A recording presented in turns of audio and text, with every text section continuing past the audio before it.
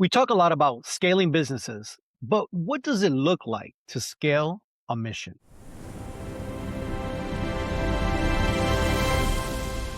Most organizations search far and wide for their next leader, but today's guest proves that sometimes the best CEO is already in the room, growing, learning, and preparing for the moment to lead the mission and one day become an entrepreneur. Glovisor welcomes Colin Weatherwax. Thanks for having me, Joe. Appreciate it.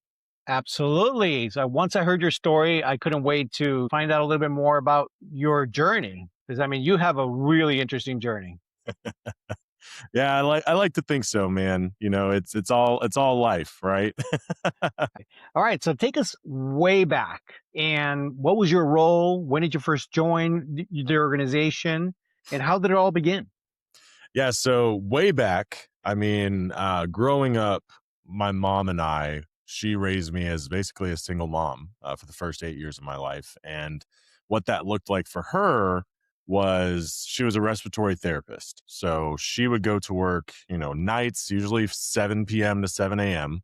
And I would be, sleeping during that time. But everything that she kind of instilled in me was this work ethic and this want to help people, right? So whenever I turned 14, she came to me and she's like, hey, you want to do this, you want to go out and have fun with your friends, you want to buy a new bike, you want to buy video games, whatever the case may be, you got to go and get a job. And so I actually started working seasonally at a water park whenever I turned 14. And not like you hear it all the time. Oh, I was a lifeguard, blah, blah, blah. No. So I actually worked in the kitchen at the water park. And just being the cashier, making sure the hot dogs were ready, making sure the frying pans were nice and greased. You know what that looks like. Mhm. And absolutely loved it. Like I found out during that summer that I was in love with working. So that's where my working career started, was just at a water park seasonally for a couple of years before I was like, wait a second, I don't have to just work during the summer. I can work the rest of the months too. Like I can always have a paycheck coming in, right? Even though I was going to school, right? I was in high school. And so I found a animal hospital. Again, not like your typical work where you're helping the veterinarians and stuff like that, or the receptionist. I was actually working in the kennel. So if you, Joe, if you and your family go out of town, you want to leave your dog, bring it to me. We'll watch them, make sure they're fed, take them outside. Make sure they're having a good time. I've always been a dog lover. So I started there and worked there all the way up until I graduated high school. And again, what that started to look like was it became more than just a job for me. I was running the kennel, the veterinarian. It was a family owned business. So they came to me and they were like, hey, do you want to kind of run the doggy daycare? This is something that we're thinking about doing. We're expanding. We're going to build, a bigger yard so that way we can have this to offer to our customers. Can you run it? And I was like, yeah, I mean, I already get to play with dogs every day and I get a paycheck for it. Like, why not? More dogs, more fun. Yeah, why not? So that was my journey up until I started at Cars for Kids. Well, that's excellent. All right. So it seems like you were already headed towards management, right? By running their own kennel place. Yep. So Yep. that's With it. with the water park and with the kennel, right? I mean, management just kind of, it wasn't something that I was looking for, right? But the more that you show up and the continuously that you show up every day with just that mentality of, okay, it's not just another day at the office, right? It's, Mhm. I have a job to do, but whenever I'm not doing that job, what am I doing to better myself and eventually better the organization? All right. So that was just instilled in me, I guess, probably from my mom, but it all just kind of came together just as it did. So now you came to to this, your sense there where you're like, I need to work a little bit more and I can get paid for having fun with the dogs. Yeah. So that's awesome. But you're learning all these skills, right? You're learning the skill of hard work. You're learning the skills of doing the actual part of the business. Some people get these really cool jobs in the summer, but they don't really get to learn all of those skills that they can actually translate into a career Mhm. later on. But not you. You ended up with real skills. So now you go to Cars for Kids Mhm. organization. And what was your first role there? I'm 18 at the time, right? And so how this job came about was through my work at the animal hospital. My girlfriend at the time, she saw this car auction and she's like, "You should go check it out, like on a Saturday," right? And growing up, I played sports, so I always had that competitive nature. And I went to this auction. And have you ever been to an auction, Joe? Yes. Okay. So you get like the adrenaline rush of Yes. like either being the one to raise your hand or just seeing kind of like, okay, this is the item. This person's going to pay this amount of money for it, blah, blah, blah. Right. So I got to see that firsthand for the first time, and I was immediately hooked. I mean, for having all of that competition in me and being able to now see it translated into my adulthood, I was like, okay, like I'm in. I started there that Saturday was my working interview, and basically what I did was, and a quick overview of Cars for Kids is it's a donation company taking in donated vehicles and then selling them in auction, and then at the end of the fiscal year, all of the proceeds that were built and raised throughout the year are then donated to our beneficiaries, right? So Mm, there's a whole working mechanism for this nonprofit, basically working as a for profit, right? You're getting a product in, you're selling that product, and then at the end of the year, you're giving it to your beneficiaries. sure. So that Saturday that I started there, I was working with the cashier and, checking people in. So giving them their bidder number so that way they can raise their hand, right?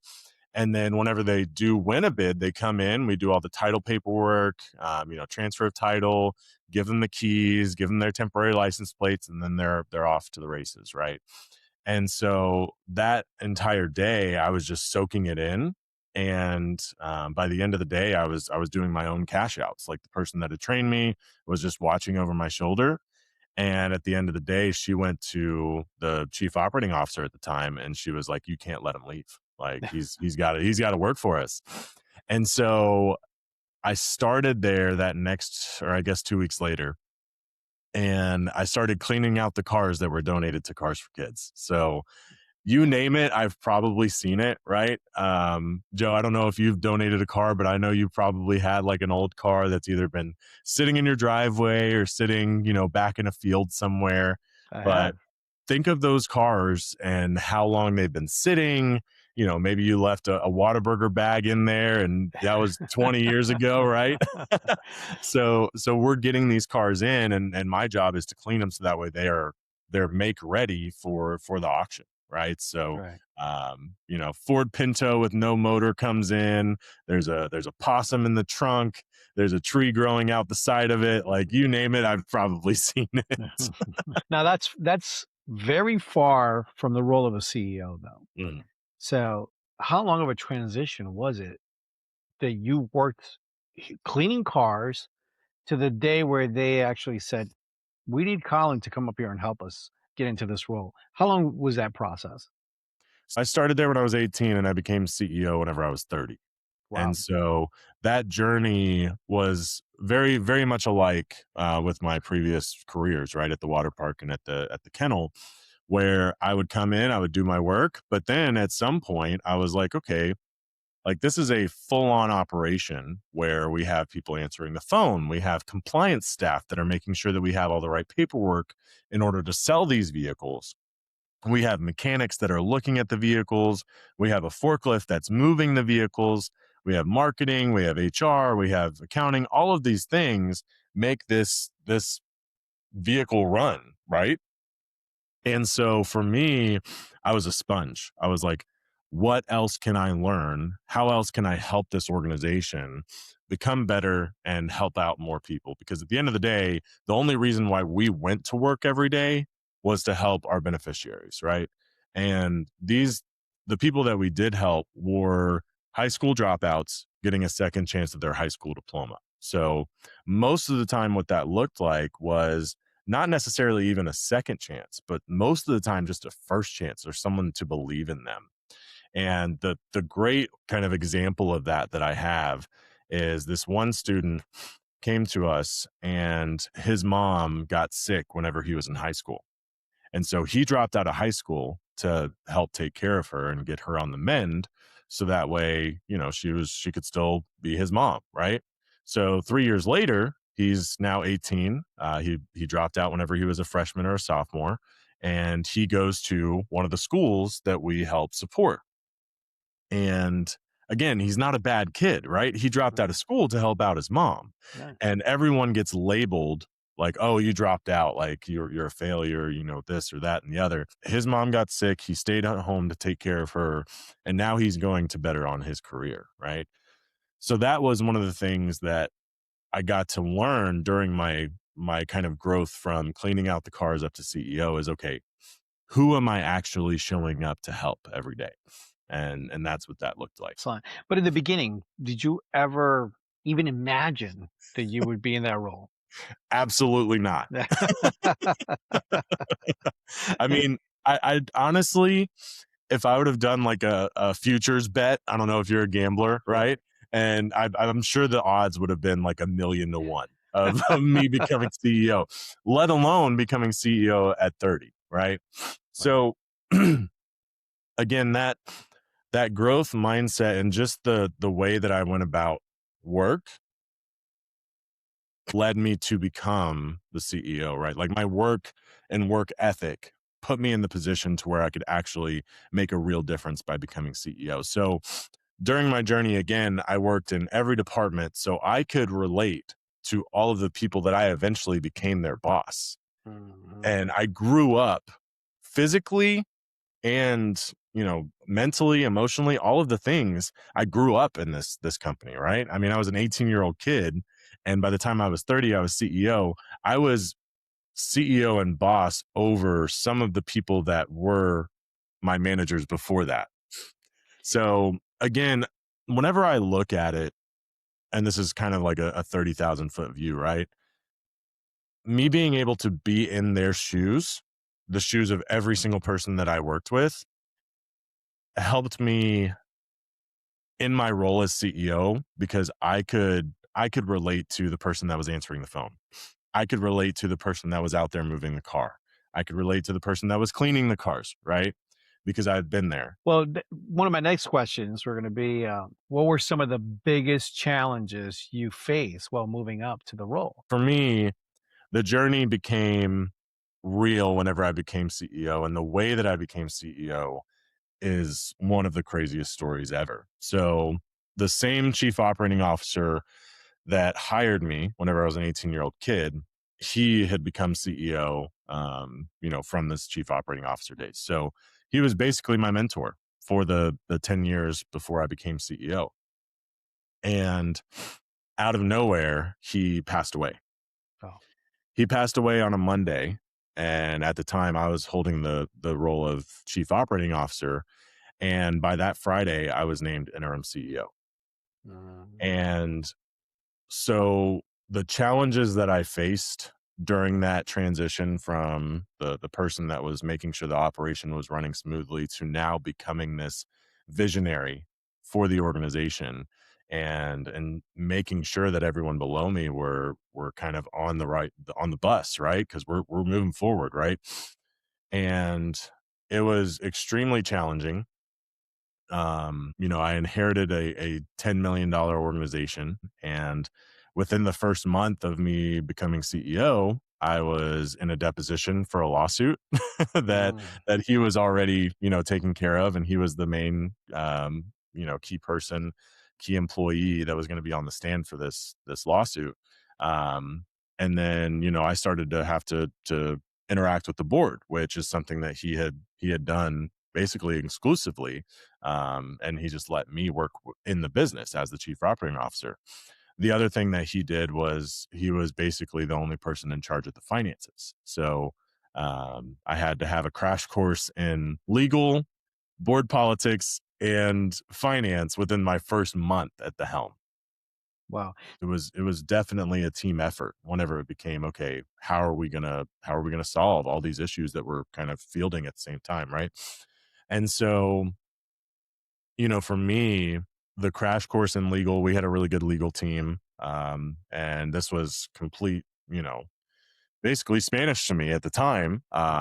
and I had to have, long nights and long days with the team to understand the suit and understand the problems that we were facing, and be that person that was going to be on the stand to represent the organization. So that's the first step, right? The second step was the finances. So we had a fractional CFO at the time that only interacted with the former CEO, and so I was never really a part of that. And I called him in, and I was like, okay, show me where we're at, show me what I need to know, and you and I are going to be working together a lot more than maybe you and the former CEO were working together, just because I need this education so that way I can know where we're at so I can make the right decisions for the company. Right. And so all of these things kind of led me to some long nights, but also, again, it goes back to me growing up in this company, right? I wasn't going to let it fail. There was no bone in my body that was like, okay, I'm not prepared for this, so I'm not going to do it. It was okay, I'm not prepared for this, so I got to figure out how to prepare for this. Did you ever bring in external coaches, consultants to help you out through the process? Because very often we get called in to help, even just for presentation to Uh-huh. the public. Did you have to do that at any point? Yes, I hired not one, not two, but three business coaches. Again, this was on my own accord, right? So the board and I were working together, and I could understand now, looking back on it, um, their probably hesitation whenever they named me interim CEO. I'm a 30-year-old guy running a $10 million organization, right? And so my internal goal with this challenge was, okay, I need them to believe, the whole team that works for me already believed that I was the right person for the job, and so did I, right? But I needed to convince them that this was not, just a fly by night. I'm not just holding the seat, right? You don't have to go looking, just like you led off the show with, right? And so one of the things that I did was I hired a coach to help me on the finances.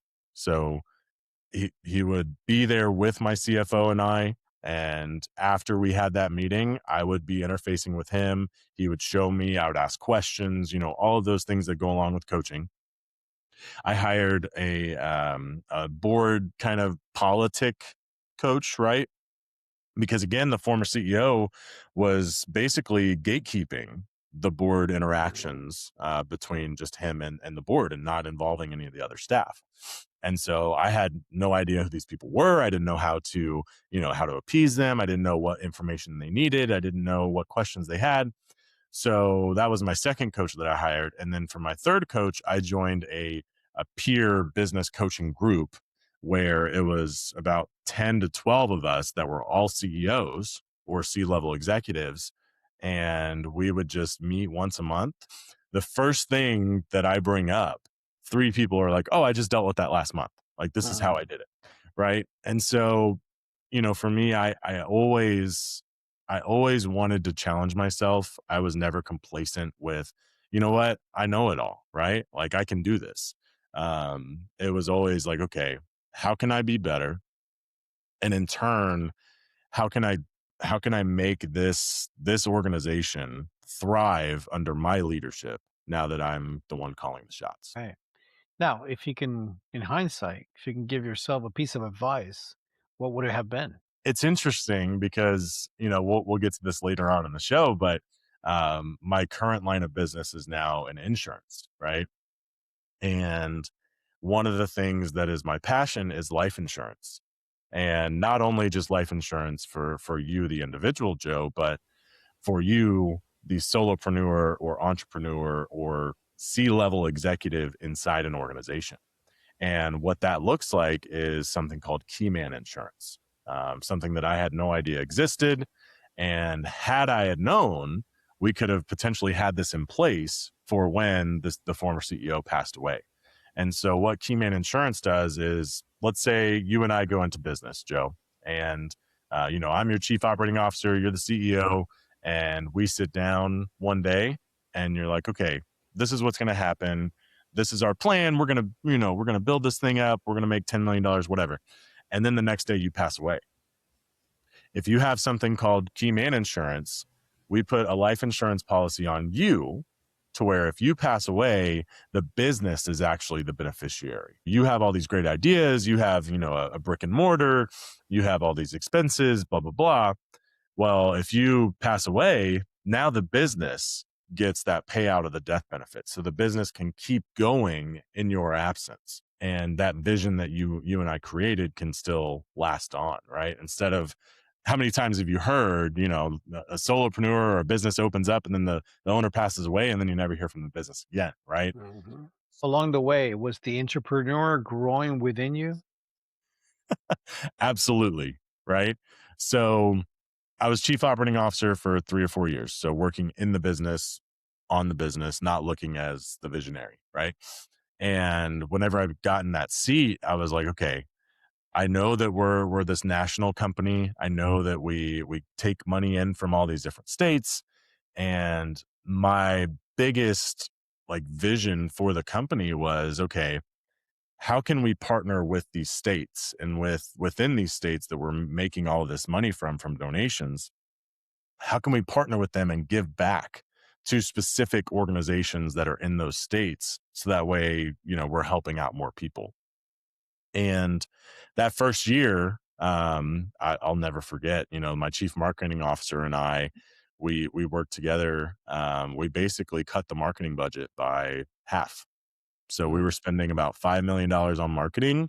And after a meeting with our CFO, he was like, we got to cut expenses and this is the place to do it. So we cut it down to 2.3 million in our marketing expenses. And we did not see a dip in the amount of vehicles that we got. Not only that, but we were able to pinpoint and understand our customer profile a lot better than we had in the past, where we would get 10, 15, sometimes 20 cars from Minnesota, for instance, right? And in the past we're like, okay, cool, like we just got these cars in. But now me and the chief marketing officer are working together and we're like, okay, but why are we getting these cars from Minnesota? What are we doing in Minnesota that we're not doing in, name a state, Tennessee, Illinois, whatever? And so working with the chief marketing officer and our vendors and our partners in that marketing space, we were able to build on what we had kind of our name brand, right? I mean, we'd been in business for 40 years, but we had never really had a mechanism in place where these targeted campaigns were being done. It was more like throw stuff on a wall and see what sticks. And then if it doesn't stick, then we'll try something else, right?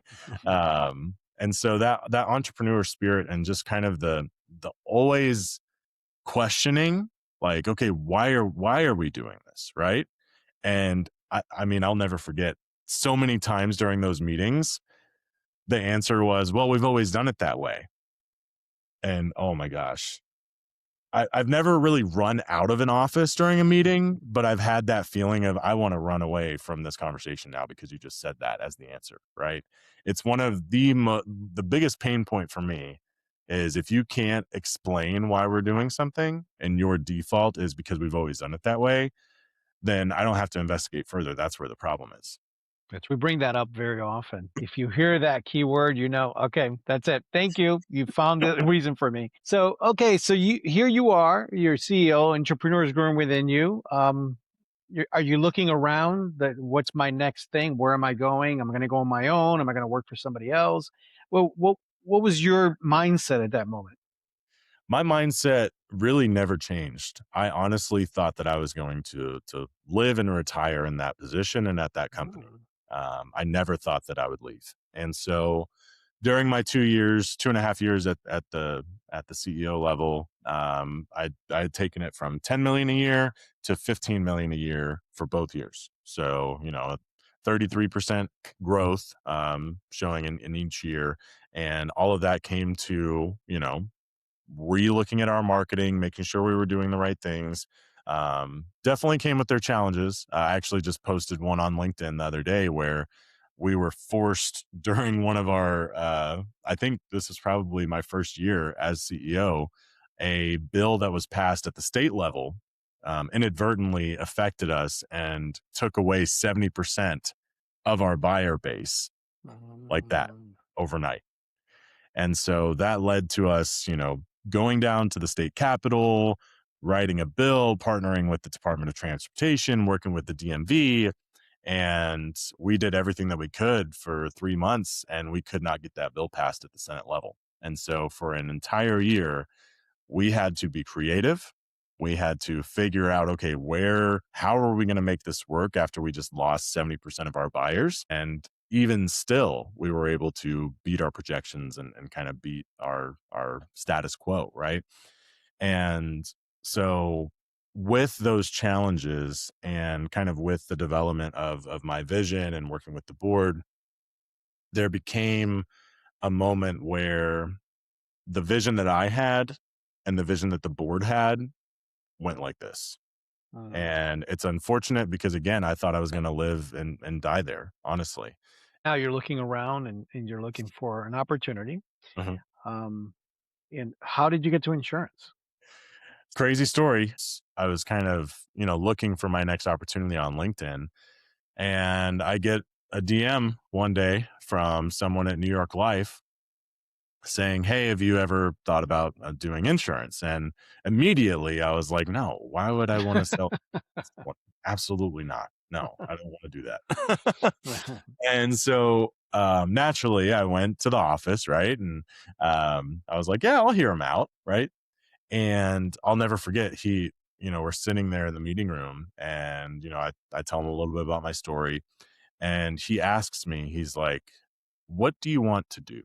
Like in your life, what do you want to do?" And I think that that period of time for me searching for my next opportunity, I had a lot of reflection time, right? And so I got to look inwards and actually ask myself that question, right? And so luckily, or strategically, probably strategically, I had an answer. And my answer to that specific question was, I was put on this earth to help people. Mm. I've been doing it since I was 18. I didn't know whenever I was cleaning out that car that it was helping someone. But as I worked up and began to realize, like, again, that reflection time, I realized that everything that I do to help others. And so whenever I told him that, his answer was, "Okay, great. That's what we do here." And I was like, "Dude, you're selling insurance. What are you talking about?" And so a month later, I had already completed all my training, everything that I needed to do in order to kind of start my career with New York Life. And then I was going to get all of my licenses, like get all those tests out of the way. So that way, once the little one came, then, I'd be off in the races. And so naturally, life has other stories after you make a plan. And our little one came a month early. So Mm. uh, I got to spend the summer with her. Sure. Now we all have to deal with insurance agents at some point in our lives, right? But what, from your perspective, what makes one insurance agent better than another? That's a great question. I think for me, the insurance game is just what you mentioned, right? There's always like, oh, you sell insurance, whatever, right? For me, it comes down to the education piece. And it's something that I didn't know that it was this big. The misconceptions of what good insurance is, right? Because a lot of people are like, okay, like I have to have it, right? Especially on the home and auto side. I like to say that for me, life insurance is probably the most important of the three. But the problem is that you don't have to have it in order to get a house, right? Hmm. Hmm. And then you also don't get a citation if you don't have it. Hmm. So that's why the property and casualty, the home and auto side, it's an easier sell because people in their mind think, okay, well, I have to have it. The education piece for me is something that we at the brokerage love to do. Everyone is not our client. The people that are our clients are the people that realize that the protection is what matters, not the price. And so if you think about kind of like the minimum limits in Texas, right? So on the motorist side, you have to have 30,000 and 60,000 in order to get your car on the road. But those limits are in place just to get you on the road. Okay. What happens if you actually do get in an accident? How far will that 30,000 and 60,000 actually go? Your insurance doesn't even cover the cost of your car. Hmm. You see these, nice cars on the road and you're like, okay, what would happen if, you know, if something were to happen. And so that's the education piece that we like to look at it from, right? In that lens, right? So whenever we get a client, sometimes they have a nicer vehicle. Well, we put them in the situation that a lot of us don't like to go to in our head, right? And so having those breakthrough moments with these clients goes back to my purpose in life, right? It's helping people. And for me, one of the most kind of rewarding aspects to this is uncovering a pain point that people did not realize that they had. A lot of times we don't even think about the insurance. We know we have it, we know we're good until we have to use it. Hmm. It's a when we have to use it, not an if. It's a when. And when that moment happens, my goal and the goal of us at the brokerage is to make sure that our clients are like, okay, this happened, but I know I'm protected. Now, how is this role different from the CEO role, or are they very much alike? Completely different. Mm. I think the entrepreneur spirit has followed me from, the time I was 14 until now, right? Going out, making connections, just being a genuine human and people being able to resonate with me and know that, okay, I'm working with Colin, but Colin's not looking for a paycheck. Colin's looking out for my best interests, right? And so my days now aren't, with board meetings and looking at P&Ls and balance sheets and worrying about where our marketing is and stuff like that. I think all of that experience helps me in my current position more than a lot of people think it might. Um, and I say this all the time, especially with people on LinkedIn that don't really know me. They look at my job history and they think in their mind, they're like, but wait, this guy reached the pinnacle of success, right? There's this imagination or this figure that we all create in our mind of what success looks like. And a lot of the time, that's either okay, becoming a business owner or becoming CEO, right? And so now people think of my trajectory like this, and then this huge like fall off. Mhm. For me, it's just the steady growth, right? The position that I held doesn't define who I am. And realizing that and being able to have these genuine conversations with people and tell them that, hey, everything that I did leading up to this point has made me better for my current position and for, being able to help out more people. Absolutely. And I totally agree. I think everyone does have a different point of reference for what success is, and that's what they're thinking it is. But, get what experience that you've gone through, Mhm. and who else can explain a key man insurance better than you can, right? It's not theory, it actually happened. Is that your goal clientele, business owners and educating those owners to take advantage of this? Because most owners, I'm sure, don't even understand that this is available to them. Absolutely, Joe. It's funny. Just this last week, I had 3 virtual coffees with people where it's just like this, you and I interacting, and I go through that key man insurance where I tell them that story, and all 3 of them did this in their chair. Mm. I mean, they were like they work with solopreneurs, they work with entrepreneurs, they have these people as clients, and they're like, "I had no idea this exists. I had no idea." Right? And, my wife and I, we joke all the time that most of the time in business and in life, the one thing that kind of holds us back is that we don't actually listen when people try to teach us. Mhm. Most of the time we have to figure it out for ourselves, right?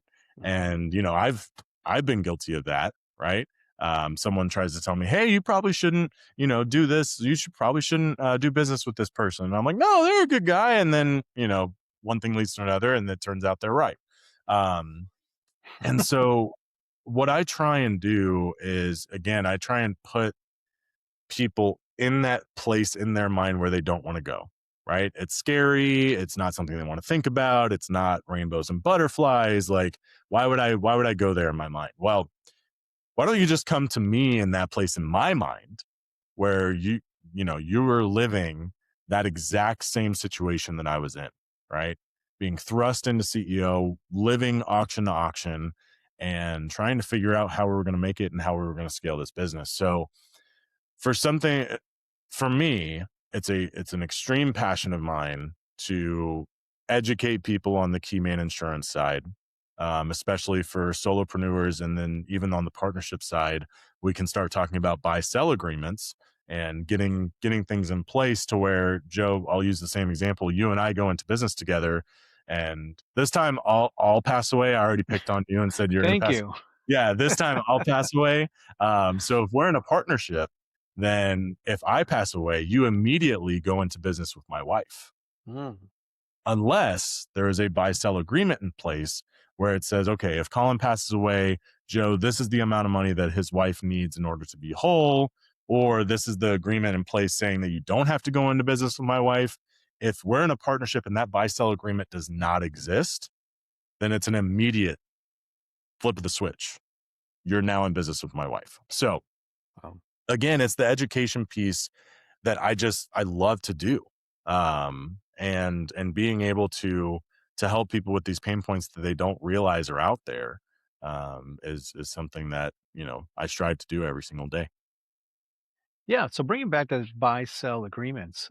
So if someone calls you tomorrow and asks you a little bit more about this, do you help them write the buy sell agreements, or do you suggest or recommend to go to the attorney? How does that work?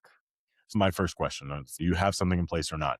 And then from there, through our brokerage, I have access to about 50 different carriers on the life insurance side, which is technically the bucket that the buy sell agreement and the key man insurance fall into. And so I have access to advisors that do this on a day to day basis, Mhm. to where we get on a call, we get to understand the business a little bit better, understand the goals of each partner, make sure that they're aligned, and ask them the question, okay, are you comfortable going into business with their spouse? Right. And then from there, we make the plan, the buy sell agreement's in place, and then we start the applications for the life insurance. Right. Because at the end of the day, the buy sell agreement is the structure of which the life insurance will then be used for. Okay. So it all comes down to it being a life insurance policy, but it's a very intimate conversation. We're understanding the workings of the business and understanding, okay, how can we put something in place and what does that dollar figure look like in order for both partners to feel at ease? Sure. And if you have a situation where you have 2 partners, and do you meet with each partner independently so that way they're not sharing their personal information? How does that actually flesh out? Yeah, that's a great question. For the most part, it's the first meeting is with everyone, right? Because again, at this juncture, we like to come in at the beginning, right? So they're just getting started. This is something they know they have to check the box and get done, and so it's basically just a free flowing conversation, right? Can you list for us all of the different insurances that you provide, and who should be contacting you? Yeah, thank you for that, Joe. So again, for me, I'm based in Texas, so most of my business comes from Texas. I am also licensed for the life insurance piece in California. The good thing in life insurance is that since I'm licensed in Texas, most of the time I can get licensed or sworn in any state. I just need to have a pretty good, solid agreement between someone before I go and get licensed in that state. And so for the state of Texas, I do personal home and personal auto, in addition to the life insurance pieces. And then our agency owner, he does all of the commercial lines. So general liability, workers' comp, E&O, cyber insurance, all of those things. We like to say we're the real BBB. So we protect the business, the building, and the boss. I So like it. that's a good way to think of it. Um, and yeah, so anything insurance related, I would love to be a point of contact for anyone that has a question on it, right? Especially that pain points of, okay, what happens if I pass away? Will my business survive? I just got my renewal paperwork in and I saw a spike of 40%. What do I do? I like to say I read the policies so you don't have to. And and yeah, so then on the commercial side, anything that has to do with commercial real estate or buying buildings, insuring the building, insuring the business. Those are the people that we love to help. But again, the core of me as a person is the education piece. So even though I'm quote unquote landlocked to Texas, if you're in any state and you have a question, if I don't know the answer, I'm not going to BS my way through an answer, right? I'll say, hey, I don't know that, but I know someone who does. You're willing to help anyone anywhere in the country Absolutely. and put them in the right direction. That's excellent. And Colin, where should they contact you? LinkedIn is the best place to contact me. So just search my name, Colin Weatherwax. It comes up pretty easily. I started building my LinkedIn presence after I was CEO, right after I left that job. A lot of people told me, "Hey, you should have been doing this whenever you had the pinnacle of success position." I was like, "Yeah, well, I was working in the business, so didn't really work out that way." But I am proud to say that I've built it up organically over the past year and a half. Um, and I have a pretty good following on there, and I always post informational content in the form of newsletters, in the form of my posts, and talk about my experience, so that way people can potentially relate to it. Again, I'm a girl dad first, so any tips that you want on that, or if you have tips, like I'm ready to take those in. Again, I love to connect people as well. It's one of the biggest joys that I have is being able to have a conversation with someone like you, Joe, and you're like, hey, you know what? I need someone in this space. And I'll be like, oh, I know a guy. Let me make a connection for you. Again, I have a servant's heart. I'm always here to help. And yeah, if you want to connect with me, it would be LinkedIn is probably the best place. But we're definitely going to just add your LinkedIn information in the video description for everyone to click on. And when you reach out to Colin, make sure you let him know that Glovisor sent you. Number two, give him a girl advice for sure because he needs it. um, I really appreciate it. You've taken the time to share your story with us, the journey, because this is important. I think that we're different in different stages in our lives, and like you mentioned, everyone has a different point of reference of what success is, Mhm. and you could be successful at any level in different roles. So, I mean, you can go back to probably the dog kennel and be extremely successful because you just enjoy it, right? That's what you enjoy. So it doesn't really matter. But what's interesting about your story is that you had a long, great journey that you just build upon it. And here you are. So I'm really excited to find out what you're going to do next. Well, Joe, thanks so much for the time, man. Again, if this resonates with anyone that's listening today, my biggest takeaway and the takeaway that I hope the audience gets is that life is going to throw you curveballs, right? Again, I wouldn't have even taken the 1,000,000 to 1 odds that I would become a CEO of a nonprofit, right? But I think that if you are being challenged in your role, I think if you love what you're doing and you are continuously learning, then you're in the right place. If you ever feel like you're stuck or you're not moving or you're not enjoying what you're doing, then that's a time where you need to pause for reflection. Again, I look back on my journey and I look back on those 8 months that I was in the job market, and I spent a lot of that time reflecting on what I had done and what I wanted to do with the rest of my life. And because of that, I can say that now I'm in a position where I'm probably the happiest that I've ever been. And it's because I had that time and that that way that I was able to peel back and look inside and realize, okay, if I'm here to help people, how can I do that the best? Sounds to me like you're at the pinnacle now. Absolutely. Mhm. Love it. Excellent. Thank you so much, Colin. Thank you, Joe. Till the next one.